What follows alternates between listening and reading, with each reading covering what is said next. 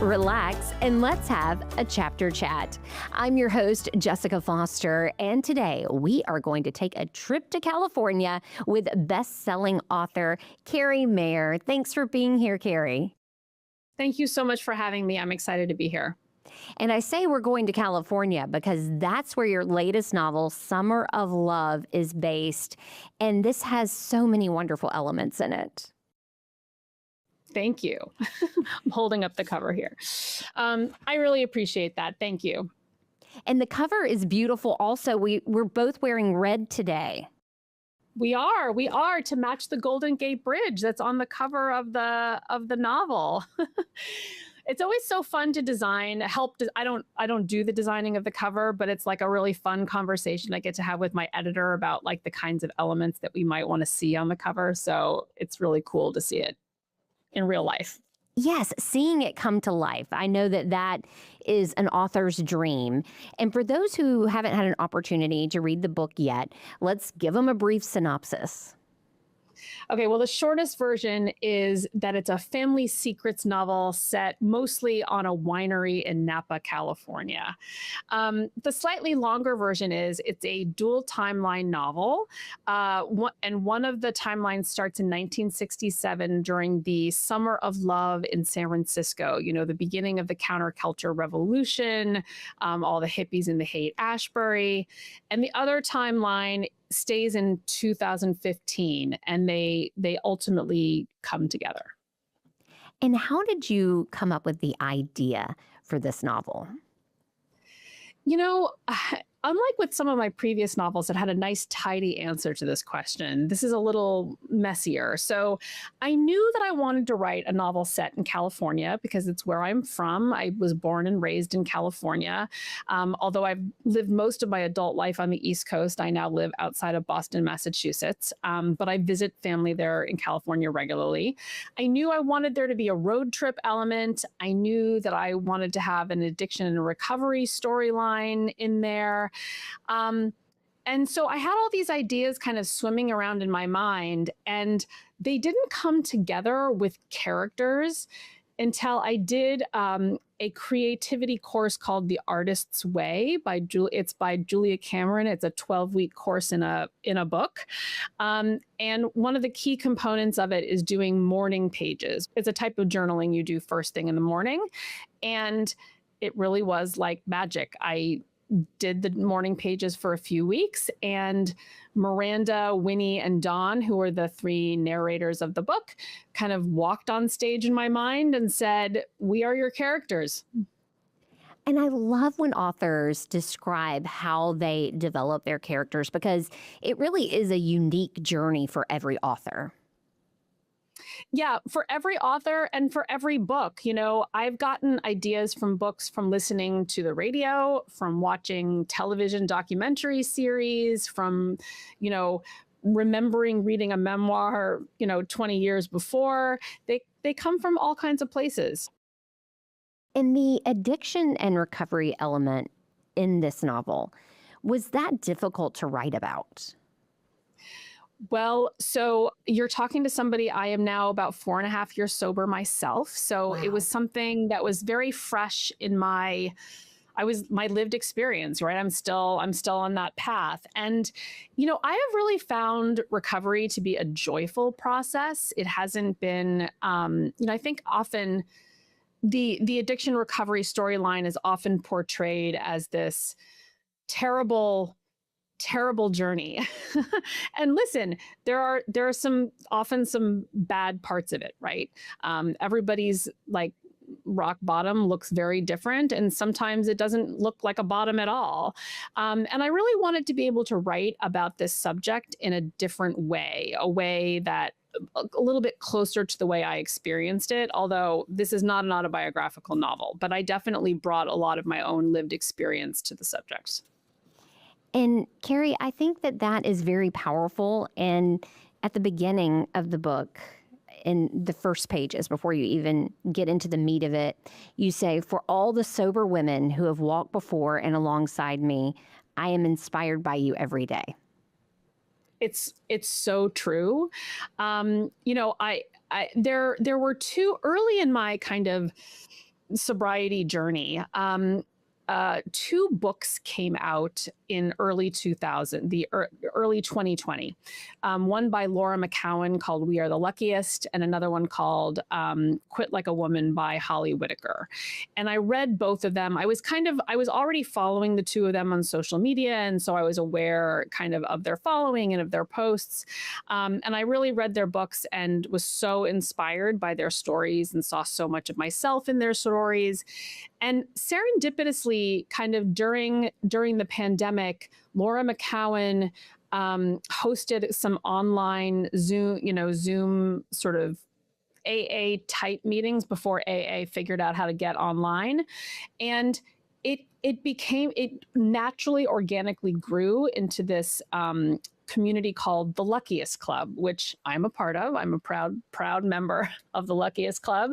And it has really been through the Luckiest Club, which has had a lot of women in recovery sort of walking this path that I'm describing. And I made a lifelong ride or die friend in those rooms, those Zoom rooms. And it's been great for me. And Carrie, was writing about it, writing a character who's also dealing with that, was that also healing? It was. It really was. And curiously, I think a lot of times when writers bring some of their own experience to bear on characters, sometimes that can feel uncomfortable. But for whatever reason, this didn't feel uncomfortable to me. I was just like, I want to write kind of like the truth, the emotional truth, the essence of it, and also I think it's important to note there are addiction and recovery stories in my family, also my family of origin, not my family of origin, but the larger family that I come from, aunts and uncles. And I was really inspired by them. And some of them are very California based. So I had a lot of interesting things to say on this subject when I kind of got into the meat of this novel and these characters. And you're openly sharing your journey. Is that a difficult thing? Do you ever feel vulnerable doing that? Or do you think that it is so important for people to hear other people's stories? I think it is so important for people to hear other people's stories because no two stories are alike, and you never know who your own story will reach and get them to think differently about this subject. And we're not just talking about people who might be struggling with their own alcohol or substance use. We're also talking about reaching the friends and family members of people who might be struggling, who maybe don't really understand what that person might be going through. And in an essay or a novel, it's a nice sort of soft, safe space in which to learn about this journey and what it might be like for someone, someone close to you, or if you're in it yourself, what it might look like for you. And I think that those stories really are important to be telling. And I think that it's important for people to know that there is hope. Yes, yes, yes. And I think more and more people, I don't know if this is a real term, but I'm going to use it, like the new sobriety. I feel like sobriety is kind of having a moment. There are mocktails on almost every, restaurant menu I go to, which is wonderful.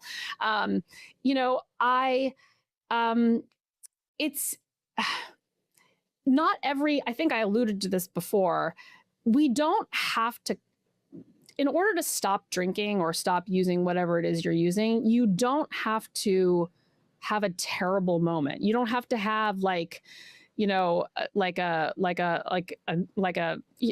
falling asleep in the gutter moment.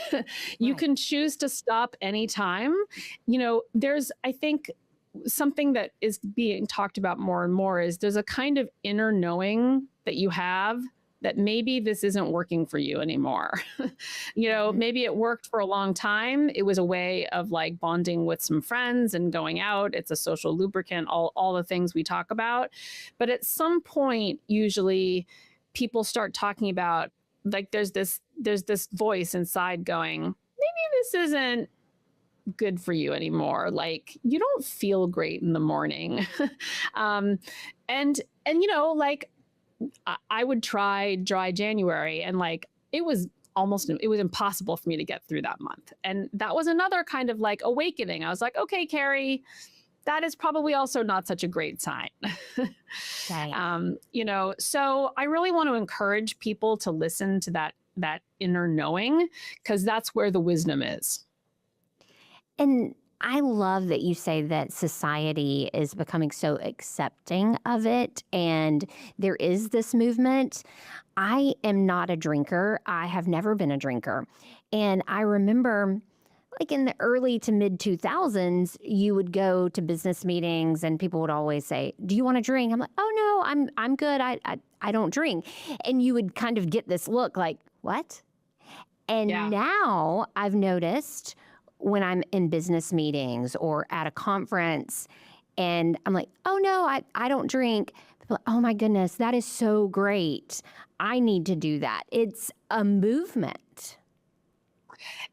I love hearing that story. I love it.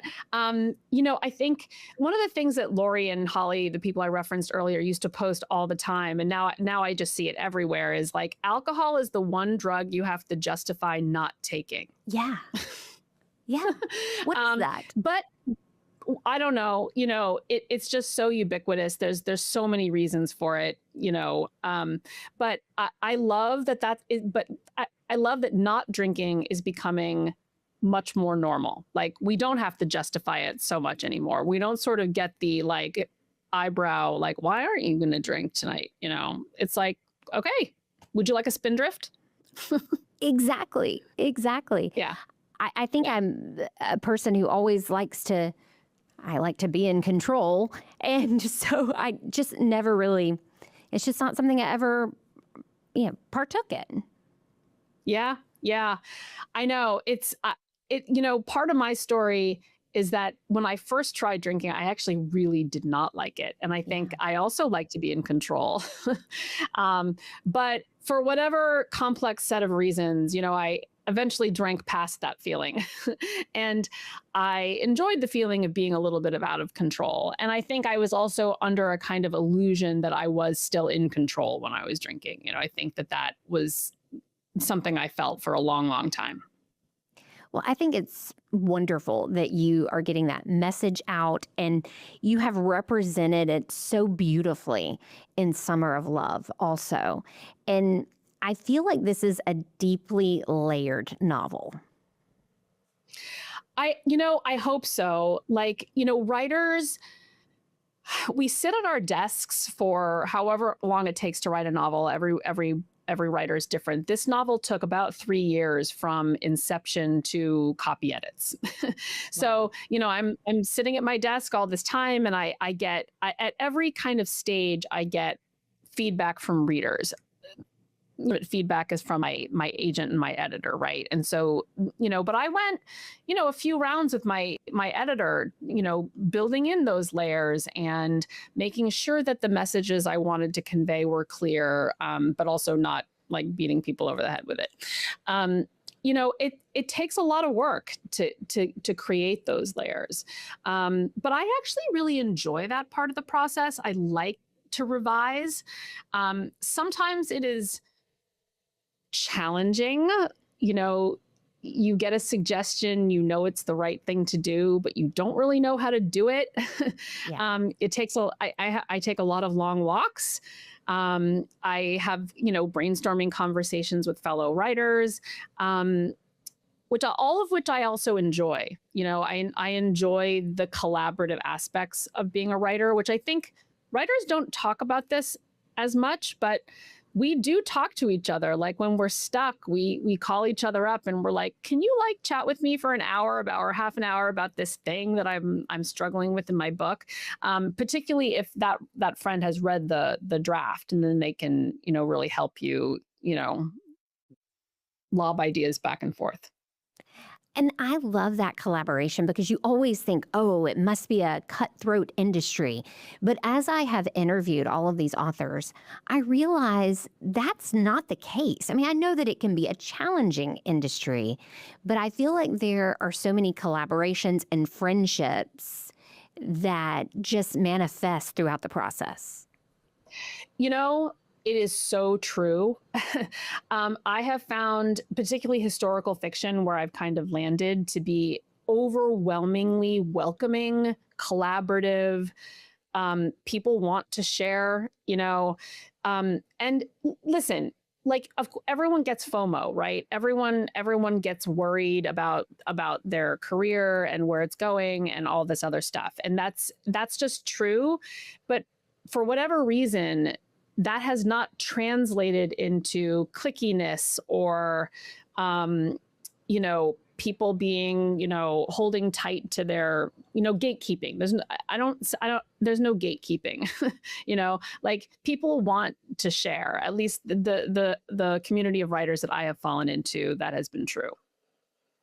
And let's talk a little bit about your career trajectory. How did it all happen? How did you become a best-selling author? I love to tell this story, especially for writers out there who might be struggling on this path, because before my first historical novel sold, the one that's called The Kennedy Debutante, I wrote 5 unpublished novels, everybody. Wow. 5. And it wasn't that I don't think that they were bad books, and they, like, every book kind of got me a paving stone on the way to The Kennedy Debutante. And not a single word of those books that will never be published was wasted, because I learned so much as I was writing. I experimented, I dabbled in different genres. I wrote a young adult novel, I wrote a romance novel, I wrote, a paranormal novel.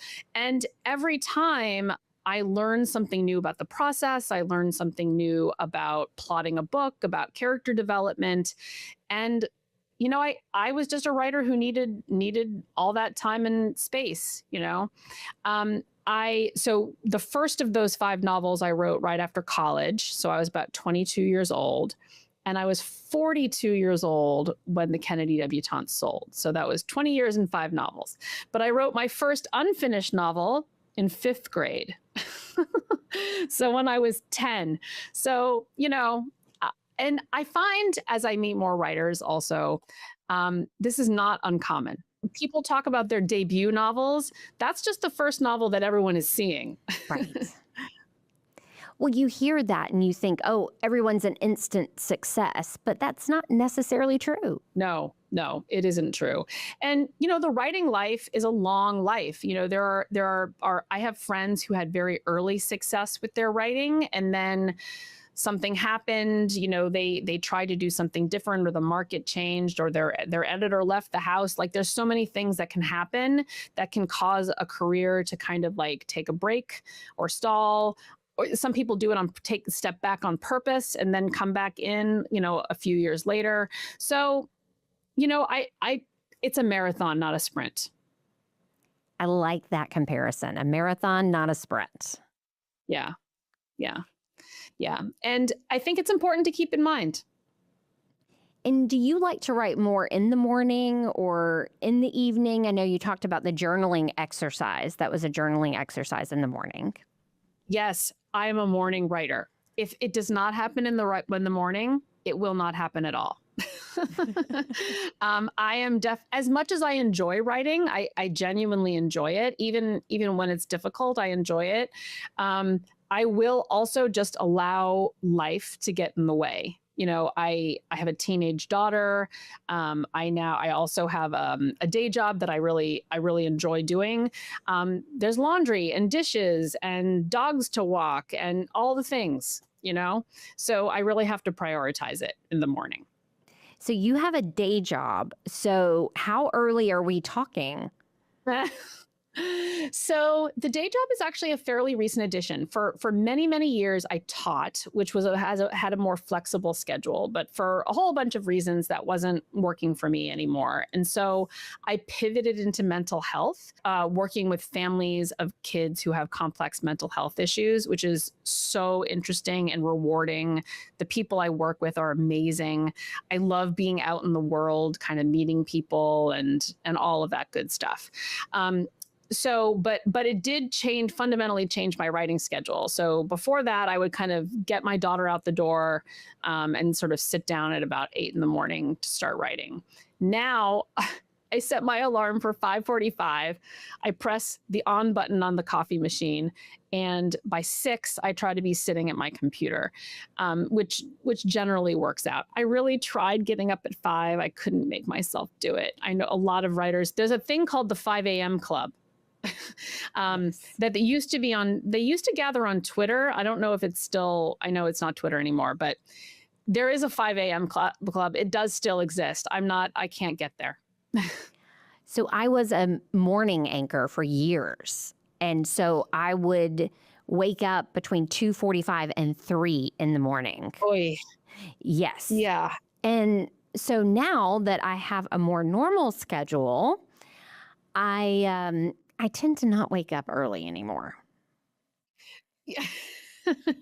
I know. I've heard this about morning anchors. I don't know. What time were you going to sleep? Well, see, that was the thing because, I have a husband and a daughter, and so I would want to have a normal family life. So I was going to bed probably 9:30, 10 o'clock at night. Yeah, which feels early compared to the rest of the world, right? Right. Yeah. But you're just Yeah. not getting Yeah. much sleep. Yeah. So, Yeah. Anybody who's getting up at any early hour, it's always a challenge. And I'm learning as I get older, I can't sleep super late on the weekends either, because then on Sunday night, I can't get to sleep at all. right. Yes. So, yeah. Now, as far as your day job, did you have to go back to school and get some certifications for that, some additional education? I really thought a lot about that. I thought about going back for like maybe a master's in social work. I already have a master's of fine arts. But I had a lot of conversations with people in the mental health field, and someone who was super helpful. She was like, Carrie, you want to work with parents. You don't necessarily need this bigger master's degree to do that. Why don't you get certified as a parent coach? So I looked into coaching programs and parent coaching programs, and that is what I ultimately did. I got certified by the Jai Institute for Parenting, they have a terrific program.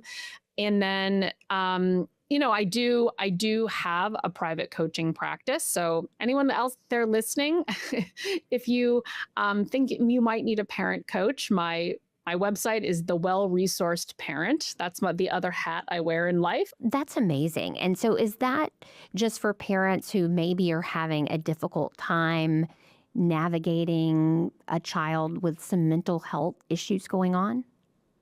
Yeah, so for the true day job, not the private practice, parents and families get referred for all kinds of different reasons and from different channels. Sometimes a school will send them to us. Sometimes a therapist that they already have for their kid will send them to us.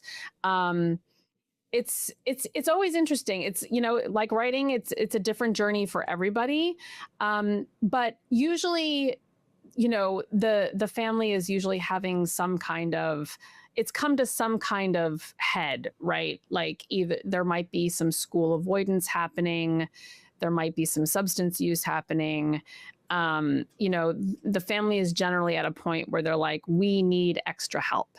And one of the things that this service provides is help coordinating care, because a lot of times, like when there is this kind of crisis moment, lots of providers need to be brought on board and brought onto the same page, right? So we have these meetings where someone from the school will attend, the child's private therapist will attend, maybe an occupational therapist will attend. So it's this very collaborative process that's super rewarding. And do you see a lot of success stories once people seek that help? Yes, yes, yes. I mean, it's a process called wraparound that has kind of been in mental health for a few decades now. It's often a state funded or partially state funded. In many states. I'm in Massachusetts. It's everywhere. The concept is everywhere. So yeah, it is a successful process, and we really are about family voice and choice. Like we really try to do what the family wants us to do. I guess it's hard for people to navigate that on their own without some type of help. Yes. And one of the things like we think of we are a short-term service, like people can be in therapy for a long time. I've been in therapy most of my adult life, right? Like to process things, but that's not really what this service is. This service, we want them to leave us. um, you know, as a family partner, one of the things that I try to help parents do is learn to access the resources they need on their own without me, so that they don't need me anymore. I'm always partnered with someone who is a social worker who has that degree, and they are the ones who actually coordinate the care. They're called care coordinators, and they're the ones making all the phone calls and organizing all of these meetings that I've been referring to. But again, ultimately, our goal is for the parent to feel confident that they can do all that on their own. And do you feel like this will inspire you to write about some of this? Of course, not identifying families, Right, but right. Of course not. Yes, yes, yes, yes. Well, so, I mean, one of the reasons I have this job is not just because of the parent coaching degree. It's because I have some lived experience in this realm. So yeah, I mean, this is definitely like the sobriety. Um, it's something that's on my mind and on my heart, and I don't know how it'll come out in my writing yet, but um, it of course, I would never directly write about anyone that I was working with. Just like these characters in this book are not me, and they're not my right. family members, and they're not anybody I know. But in some ways, they're about everybody I know. Getting it out there, being open, talking about these Yes, things, yes, it's yes, important yes. for society as a whole because I do think that society still has a stigma around a lot of things. 100%. When I was doing the research, the earlier research for this book, Summer of Love, I thought I learned about Betty Ford of the Betty Ford Clinic. Okay.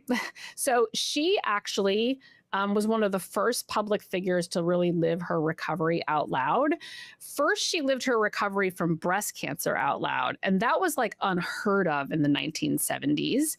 And then ultimately, she did become addicted to alcohol and pills, and she was able to get clean and sober, and she founded the Betty Ford Clinic.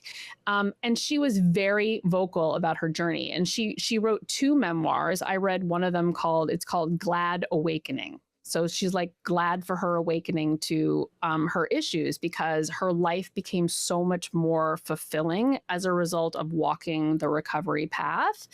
And one of the things I loved learning about her is that when her husband was running for president, a lot of the signs and buttons would say, "Vote for Betty's husband." There was when she came out and talked about her breast cancer journey, there was, you can Google this. I don't remember the exact numbers anymore, but there was an unbelievable bump in women going and getting their mammograms, and fortunately and unfortunately, getting diagnosed with breast cancer. It was called the Betty Ford effect.